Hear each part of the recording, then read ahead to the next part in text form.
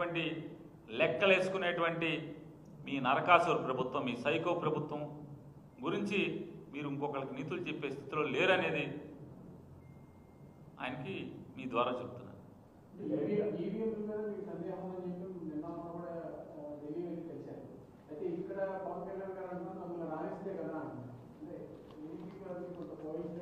అర్థం కాదు, ఎవరిని రాణిస్తే అంటే మెషిన్లన్నీ మళ్ళీ మాట్లాడేసుకుంటాడేంటి? కాదండి, అర్థం ఏంటి? మేము రాణిస్తే కదా, మేమంటే నాకు అర్థం కాలేదు. మీరు అన్నది పవన్ కళ్యాణ్ గారే ఉన్నారు, మేము రాణిస్తే కదా అని. అంటే నేను పవన్ కళ్యాణ్ గెలిపోవటంలో మా చేతిలో ఉంటాయా? ఉంటాయని మాట్లాడుతున్నా అంటే దాని అర్థం ఏంటి?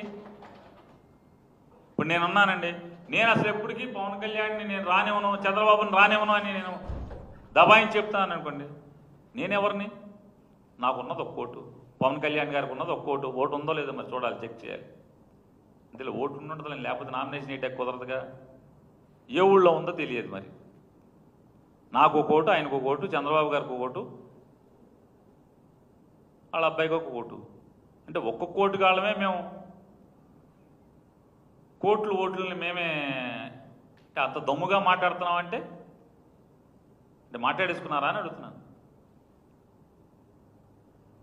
ఇవన్నీ ప్రజలు తలుచుకుంటే, అంటే ప్రజలు తలుచుకున్నా కూడా మెషిన్లు ఉన్నాయి కాబట్టి. అదే పేపర్ అయితే ఎవరిని మనం తప్పుపట్టాల్సిన పని లేదు. మెషిన్లో లెక్కలు తప్పున్నాయి అనేది ఆధారాలతో సహా చూపించాం. ఎన్నికల కమిషన్ ఇచ్చినటువంటి కాగితాల్లోనే ఎన్ని తప్పులు ఉన్నాయి, ఎన్ని తడకలు ఉన్నాయి, ఎంత నవ్విపోయే పరిస్థితులు ఉన్నాయో అవన్నీ ఆధారాలతో సహా చూపించాం. దాన్ని వదిలేసి కొన్ని చేతనైతే మీ ప్రభుత్వం ఉంది, మీరు చేయండి. మాట మాటకి బాబాయ్ గొడ్డలి, బాబాయ్ మటరు. సంవత్సరం అయిపోయింది, ఏది మీ బాబాయ్ మటర్ అంటున్నా?